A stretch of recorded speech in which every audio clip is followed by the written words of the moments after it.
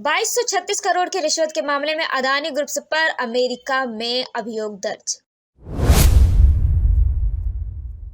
भतीजे सहित 7 लोगों पर एफआईआर दर्ज।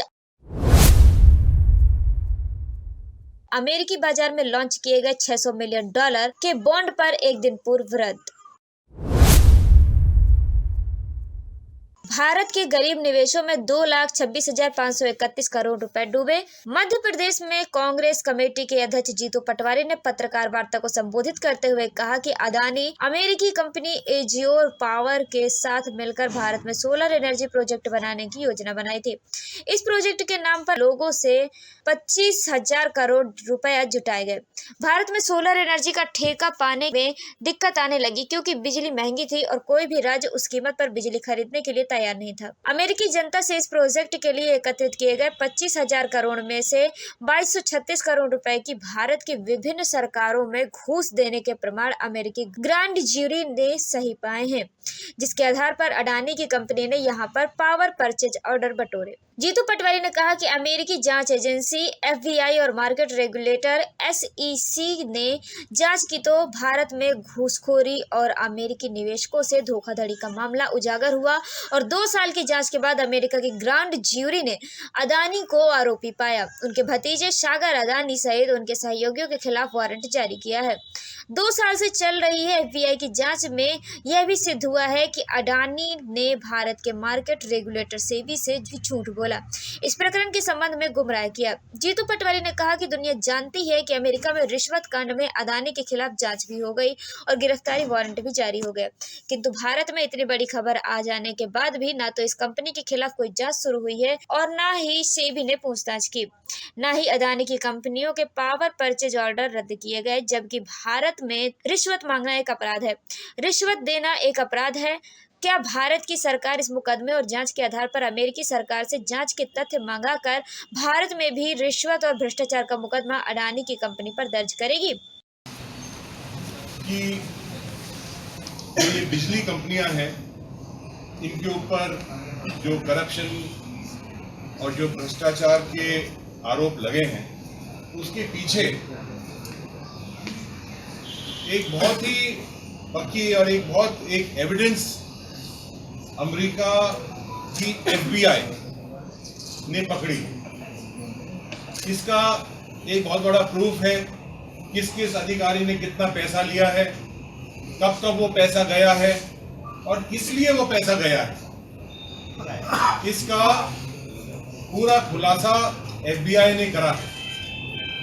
और ये एक बात सबसे पहले मैं आपके सामने रखना चाहूंगा कि अमेरिका कहां से आ गई बीच में। जब बिजली वो हमारे देश के अंदर कंपनियां महंगे रूप से खरीद रही है, करप्शन हुआ है, लेकिन अमेरिका कैसे आई, ये एक बहुत बड़ा सवाल जनता पूछ रही है और बहुत सारे मेरे पत्रकार बंधुओं ने भी पूछा। क्योंकि वो पैसा जो ऋण लिया था, जो बॉन्ड इश्यू हुए थे, वो अमेरिका की जनता का पैसा था, अमेरिका की फाइनेंशियल इंस्टीट्यूशंस का पैसा था। इसलिए उसका इन्वेस्टिगेशन एफबीआई ने करा, रेड करी और इनके जो भतीजे हैं उनके मोबाइल फोन और उनके जो दस्तावेज मिले हैं, उसके अंदर सारा खुलासा हुआ है कि इन कंपनियों को, जो भारतीय जनता पार्टी के शासक राज्य हैं और यहां तक कि भी जहां गवर्नर रूल लगा हुआ था जम्मू और कश्मीर के अंदर, वहां के अधिकारियों को पैसा दिया गया और महंगी बिजली खरीदने का कॉन्ट्रैक्ट साइन करा। उस बात को लेकर कि हमने महंगी बिजली खरीदी है, आपको इतना ज्यादा प्रॉफिट देने वाले हैं, वो अमेरिका से उस बात के ऊपर कि पैसा उठाए गए। तो मैं ये निवेदन आपके सामने करना चाहता हूं कि अडानी और मोदी सरकार का एक चोली दामन का रिश्ता हम बहुत सालों से। जीतू पटवारी ने कहा कि अडानी की कंपनी सदा से ही गुमराह करके भारतीय जनता पार्टी की सरकारों को लाभ पहुंचाने का काम करती रही है। आपको यह जानकर हैरानी होगी कि मध्य प्रदेश में भी शिवराज सरकार के दौरान और मोहन सरकार के दौरान लाखों करोड़ों रुपए के निवेश के वादे करके इन सरकारों को जीवन दान देते रहने की कोशिश में अडानी ने बढ़ चढ़कर हिस्सा लिया है। पटवारी ने यहाँ तक कहा कि शिवराज सिंह की सरकार के दौरान लगभग 80,000 करोड़ रुपए के निवेश के वादे मध्य प्रदेश में किए गए थे, जिसमें 500 करोड़ का फूड पार्क, 1500 करोड़ का लॉजिस्टिक पार्क, 39,000 करोड़ के नवीकरणीय ऊर्जा, 15,000 करोड़ रुपए का सिंगरौली में पावर प्लांट, 3500 करोड़ रुपए का सीमेंट प्लांट, देवास में 25,000 करोड़ के केन बेतवा योजना में निवेश के बाद किए गए थे। बार बार जिस मुद्दे को उठा रहे हैं कि नरेंद्र मोदी जी सबका साथ सबके विकास के नारे को लेकर देश पे काबिज हुए और उन्होंने सिर्फ विकास किया हम दो हमारे दो। लगातार राहुल जी इस बात को देश की जनता की मूल भावना से जोड़ने के लिए कांग्रेस पार्टी अपनी बात कह रही है। वो चाहे लोकसभा का चुनाव हो, चाहे अलग अलग राज्यों के विधानसभा के चुनाव हो, राहुल गांधी जी ने कहा कि इस देश में मोनोपाली चल रही है, मोनोपाली, और सिर्फ कुछ लोगों को देश का सारा धन दिया जा रहा है। ये एक बार फिर साबित हुआ। साथियों, आपको याद हो 2 साल पहले, 1.5 साल पहले हिडनबर्ग की एक रिपोर्ट आई थी। उसमें भारत के गरीब और मिडिल क्लास के लोगों को शेयर में मैनिपुलेशन के साथ लूटा गया था। जिस तरीके से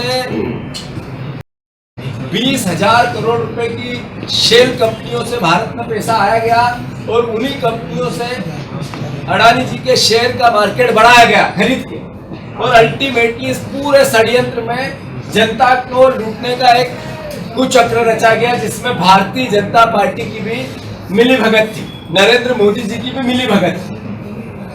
फिर अभी कुछ समय पहले निर्मला बुच, जो सेबी की डायरेक्टर हैं,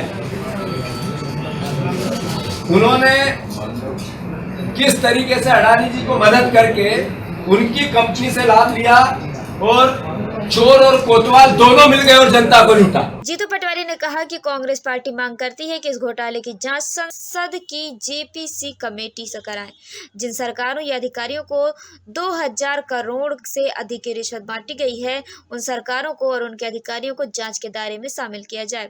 अमेरिकी सरकार से जांच के तथ्यों को सजा कर रिश्वतखोरी के इस गंभीर अपराध पर भारत में भी मुकदमा दर्ज किया जाए। विदित हो कि राज्य पोषण के कारण ही भारत के अंदर लोकतांत्रिक दलों को तोड़ने, उनकी पार्टी के चुने हुए जनप्रतिनिधियों को खरीदने से संबंधित बैठकों में भी अडानी पर सबके शामिल होने के आरोप लगाते रहे हैं। इससे प्रतीत होता है कि भारत की राजनीति को अनैतिक ढंग से प्रभावित करने में इनकी प्रमुख भूमिका रही है।